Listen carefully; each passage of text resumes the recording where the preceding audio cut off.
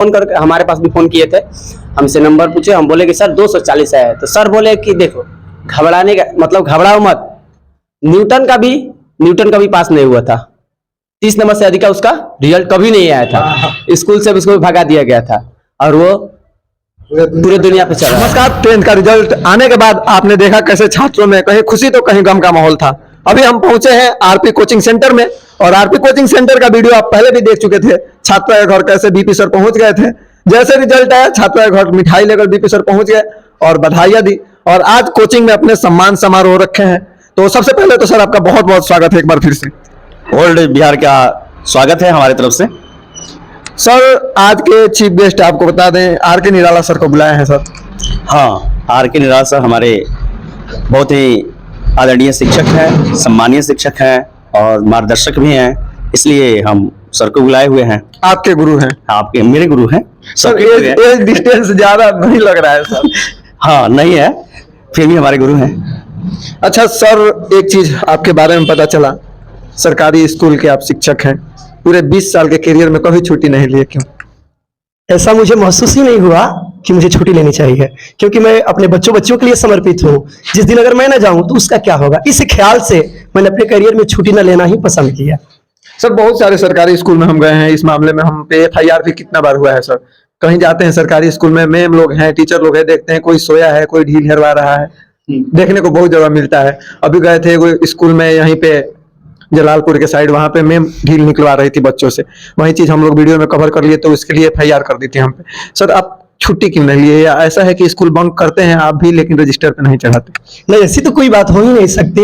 यदि आप अपने मन से समर्पित हैं किसी भी कार्य के लिए, आज हम टीचर हैं, हमारी भूमिका बड़ा महत्ती है, हम बच्चों के लिए समर्पित हैं। जैसे कि अभी आप देख रहे हैं कि हमारे विनोद बाबू इन बच्चों के लिए समर्पित ना होते तो आज ये जो इंटरमीडिएट का टॉप बच्चे होते ना होते। हम ये नहीं मानते कि प्राइवेट सरकारी में कोई अंतर है, हम ये मानते हैं कि शिक्षक होता है, उसका कोई क्लासिफिकेशन नहीं होता। अब आपका एक सवाल था कि आप भी रजिस्टर में मेंटेन कर लेते, विद्यालय नहीं आते, शायद हमारे स्कूल में सर ऐसा ही होता है, रजिस्टर मेंटेन किया जाता है। बाबू हम आपको बता दें कि जिस स्टेट में हम रहते हैं बिहार, आज यहाँ एजुकेशन का जो माहौल बना हुआ है हमको लग रहा है कि अन्य स्टेट से काफी बेहतर है, क्योंकि आज जो गवर्नमेंट टीचर इसमें BPSC Tier 1, 2, 3 सब आ रहे हैं, हम लोग काफी पुराने शिक्षक हैं, लेकिन हमें लगता है ना कि जो आनंद बच्चों को सानिध्य में रहकर मिलता है, उन्हें पढ़ाकर, उन्हें समझाकर, वो शायद किसी पेशा में नहीं मिलता। सर आप एज ए टीचर बोल रहे हैं कि बिहार का शिक्षा व्यवस्था बहुत बेहतर है, लेकिन इसको देखा जाए यहीं आप कैसे भी देखिए, अदर स्टेट में देखिए तो बोलते हैं बिहार में शिक्षा व्यवस्था कुछ नहीं है, मतलब बिल्कुल खत्म हो गया है शिक्षा व्यवस्था। बाबू आप यूट्यूबर हैं, आप बहुत जगह गए होंगे, आप अपनी नजर को उठाकर जरा देखिएगा, बिहार ने विश्व में सबसे ज्यादा भारत को IAS IPS दिया है। बिहार को हम शिक्षा का केंद्र मानते हैं ना। हमारे यहाँ शून्य का आविष्कार करने वाले भी हैं, जैसे बाबूकान आर्यभट्ट, और हमारे यहाँ एक से बढ़कर एक ज्ञानी भी हुए, गौतम बुद्ध, जिन्होंने मध्यम मार्ग दिया। उसी की श्रेणी में देखिए, जैसे आप जिस संस्थान में आए हुए हैं, यहाँ के प्रिंसिपल को लीजिए ना, ये आध्यात्मिक गुरु बनते जा रहे हैं धीरे धीरे। यहाँ पर ना तो मजहब है ना जाती है यहाँ पर। हाँ, क्वेश्चन सब लोग यही ढोल पीटते हैं कि बिहार से हमारे सबसे ज्यादा IAS IPS निकलते हैं, ठीक है। हाँ। लेकिन सर यही दूसरी तरफ एक चीज पे कोई ध्यान नहीं देता कि सबसे ज्यादा मजदूर भी बिहार से ही निकलते हैं। बिल्कुल बाबू, मेरे एक सवाल का जवाब आप दीजिए, क्योंकि मेरा हक नहीं बनता है कि एज ए यूट्यूबर से क्वेश्चन करें, लेकिन करना पड़ रहा है। बिहार में शिक्षा का सबसे अच्छा माहौल अब बन रहा है पहले की अपेक्षा। आप देख रहे हैं, नजर उठाकर देख रहे हैं, बिहार में मजदूर क्यों बन रहे हैं। आप विद्यालय में जाते हैं तो देखिएगा कुछ ऐसे भी बच्चे मिलते हैं जो आज भी गरीबी से जूझ रहे हैं। हाँ, गवर्नमेंट सारी सुविधा उसको दे रही है, लेकिन वे सुविधा उन तक मिल रही है कि नहीं, इसको भी आपको अपने इस ओल्ड न्यूज के माध्यम से दिखाना चाहिए, ओल्ड बिहार न्यूज के माध्यम से दिखाना चाहिए। और ये गरीबी का मूल कारण क्या है। प्राइवेट में वही अभिभावक अपने बच्चे को भेजते हैं तो ड्रेस पहना लेते हैं, उनको विद्यालय तक छोड़ने जाते हैं, उनकी होम टास्क जांच करते हैं, लेकिन गवर्नमेंट स्कूल में जब बच्चे को भेजा जाएगा तो उसके अभिभावक उसकी जांच नहीं करते हैं।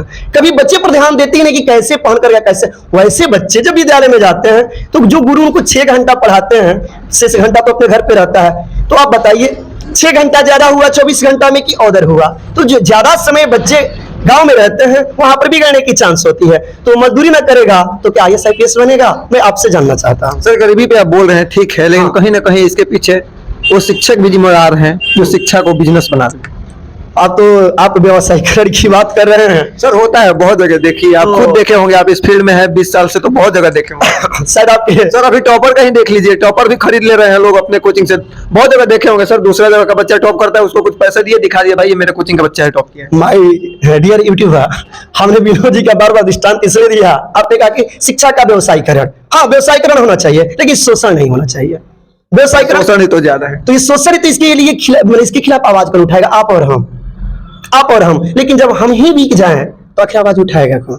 वे मासूम बच्चों की हक की लड़ाई कौन लड़ेगा? आपने कहा कि टॉपर भी बिक जा रहे हैं, सर्टिफिकेट खरीद रहे हैं। हमने आपको पहले भी बताया कि अंकों का कोई मायने नहीं रखता, अंक का खेल जीवन से संबंधित नहीं है। आपका अनुभव कितना, आप कितना ज्ञानी है? पढ़े लिखे लोग रोड पर घूम रहे हैं और बहुत कम पढ़े लिखे लोग हर जगह टीचर दिखाई दे रहे हैं। तो क्या इससे माने ऐसी परिस्थिति में हम गुणवत्तापूर्ण शिक्षा की बात कर सकते हैं क्या? नहीं कर सकते हैं। तो व्यवसायीकरण को अगर रोकना है तो जैसे प्राइवेट संस्थान हुआ या गवर्नमेंट संस्थान हुआ, यहाँ पर शिक्षकों को सशक्त बनकर आगे निकलना होगा, बच्चों को जागरूक करना होगा, अभिभावक को जागरूक करना होगा। अगर इसमें हम सफल हो जाते हैं तो पुनः मैं आपको वादा करता हूं कि न तो गरीबी रहेगी और ना ही टॉपर जाकर खरीदेगा सर्टिफिकेट, वो अपने बल पर बिहार का नाम रोशन कर देगा। ये मेरा आपसे वादा रहा। कब? जब हम सब एकत्र हो जाएंगे तब। अच्छा चलिए, सर के स्टूडेंट हैं आप, कितने दिन से जुड़े हैं इस संस्थान से? मैं इस संस्थान में 1 साल से जुड़ा हुआ हूँ। 1 साल से जुड़े हैं। हाँ। अच्छा कितना मतलब डिफिकल्ट रहता है यहाँ के पढ़ाई में? आप और जगह भी पढ़ाई किए हैं, क्या फर्क रहा? डिफिकल्ट मतलब कुछ नहीं होता है, वो टीचर कोई भी हो, पढ़ाने का तरीका वही होता है, सिर्फ समझने का तरीका होना चाहिए। अच्छा बीपी सर, हम एक चीज जानना चाहेंगे आपसे।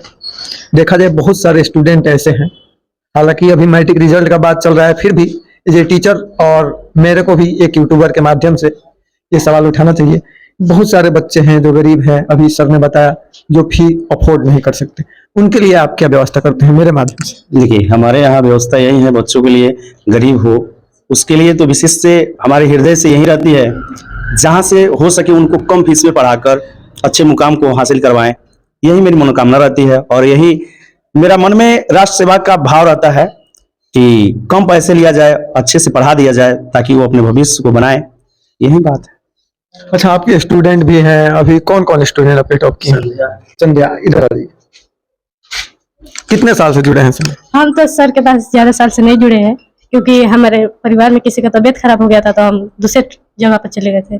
फिर भी सर हमें 2 महीने में ऐसे पढ़ाए कि मैं टॉप कर गई। 2 मंथ के पढ़ाई में आप टॉप कर गए? हाँ। पूरे कोचिंग में टॉप किए हैं? हाँ।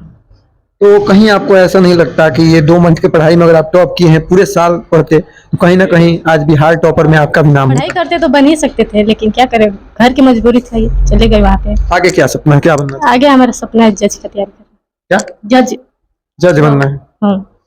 जज की तैयारी कीजिएगा। सरकारी नौकरी आजकल सब लोग चाहते हैं, सरकारी नौकरी में पैसा बहुत है, नहीं? जी ऐसा तो है। क्यों जज बनना चाहते हैं? क्यों? क्योंकि जो इंसाफ किसी को नहीं मिल रहा है, उनको इंसाफ दिलाने के लिए। इंसाफ दिलाने के लिए।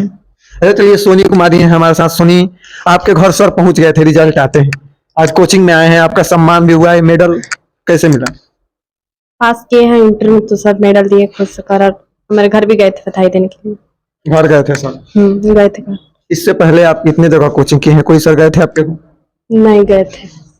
नहीं गए थे कोई सर हमारे घर। पर जो स्टूडेंट है उनको तो सब कोई दिखाता है, बहुत सारे लोग सपोर्ट भी करते हैं, देखे होंगे सोशल मीडिया पे। टॉप जो भी स्टूडेंट किए हैं उनके घर तमाम मीडिया कर्मी, टीचर्स ऐसे पहुंच जाते हैं। आप जिस छात्र के घर गए थे, कहीं ना कहीं फर्स्ट डिवीजन से पास हुई थी, उसके बाद आप यहाँ पे सारे छात्र का जो फर्स्ट आया है, सेकंड आया है, सबका सम्मान कर रहे हैं। सके इसके पीछे यही मेरा मेथड काम करता है कि सम्मान सबको, बड़े जो टॉप करता है उसको तो करते ही हैं, लेकिन कम अंक आने वाले भी बच्चे हैं उनको भी हौसला बढ़ाया जाए ताकि और लोग भी देखें, तो ये महसूस उसको फीलिंग ना हो कि हम कम किए हैं तो हमारे लायक इस दुनिया में जगह नहीं है, हम कुछ कर ही नहीं सकते हैं। इस माध्यम से दिखाकर हम ये बताना चाहते हैं कि कम नंबर वाले भी बहुत कुछ कर सकते हैं, उनको भी अगर प्रोत्साहित किया जाए, उनको भी इस मीडिया के माध्यम से दिखाया जाए तो उसका भी हौसला बुलंद होगा और अपने आप को अच्छे काम कर सकते हैं, अच्छे मुकामों पर जा सकते हैं। इसलिए उनको दिखाना मेरा फर्ज बनता है। अच्छा सर, आपके पीछे 2 स्टूडेंट है, थोड़ा आगे आइए आप लोग। कितना नंबर आया है? अभी मेरा नंबर है 240। आपका नंबर कितना है? मेरा नंबर 305। कहीं ना कहीं आजकल देखा जाए लड़कों का एक ही माइंड सेट होता है कि हर विषय में बस क्रॉस ना लगे, 30 अंक हमको मिल जाए, पास हो जाए। क्या माइंडसेट लेके आप लोग चले?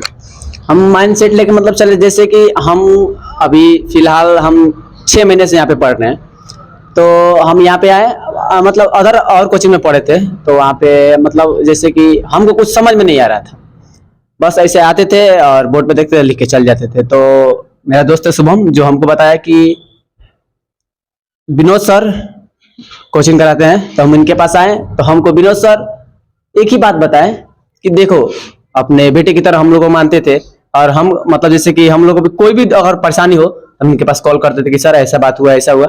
तो हम आए तो मतलब काफी बहुत मतलब पीछे चले गए थे हम।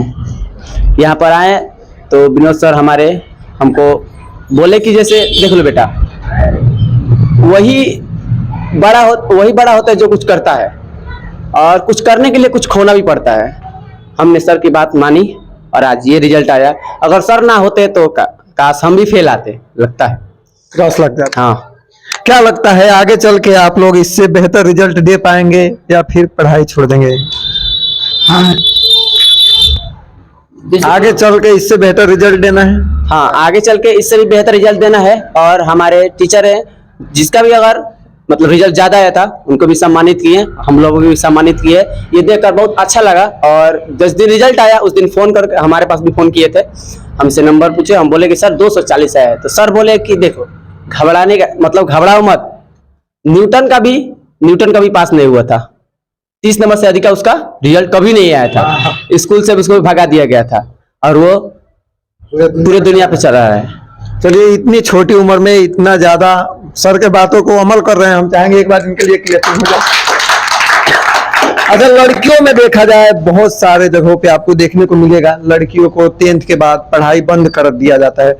हमारे ग्रामीण इलाकों में लड़कियों पे ज्यादा ध्यान नहीं दिया जाता है। कितना रिजल्ट आया था आपका?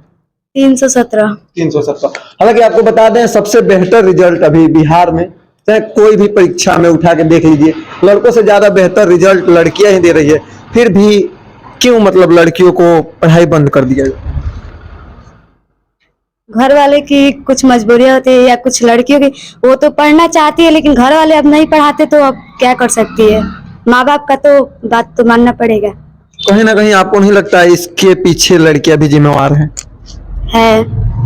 इसको कैसे सही किया जा सकता है? इस सिस्टम व्यवस्था को कैसे बदला जा सकता है? माँ बाप चाहे कुछ भी करे, लेकिन और उस लड़की की अगर एक ही जिद हो तो कैसे भी अपनी इच्छा को वो पूरा कर सकती है। या अगर वो नहीं पढ़ रही लड़की, तो उसके माँ बाप उसको अकेले में समझाए, सारे सामने लोगों के सामने नहीं, बस उसको अकेले में समझाए, क्योंकि उसकी बेटी का लाइफ है। दुनिया तो सिर्फ सबको हंसती है, अच्छे हो या खराब हो। चलिए, अभी हम चाहेंगे, विशाल जी है इसी स्कूल में और कोचिंग में पढ़ाते हैं। आपको बता दें, आरपी कोचिंग भी है और स्कूल भी है सर का यहीं पे। विशाल जी, क्या कहना चाहिएगा अपने छात्रों के लिए? चलिए, बहुत बहुत शुभकामनाएं सभी छात्रों के, जितने भी उत्तीर्ण बच्चे हुए हैं, सभी किसी को बहुत बहुत बधाई और बहुत बहुत शुभकामनाएं। और ऐसे ही आगे तरक्की करते रहे और आगे बढ़ते रहे, इसी का आप सब लोग साथ में कहना चाहूँगा। चलिए, तो अभी थे हम आरपी कोचिंग में और हमारे साथ बीपी सर थे और इनके कुछ स्टूडेंट है, जिनके बारे में हमने आपको दिखाने की कोशिश की। बाकी इनके बारे में आपका क्या ख्याल है, इस वीडियो के बारे में आपका क्या ख्याल है, कमेंट बॉक्स में बता सकते हैं।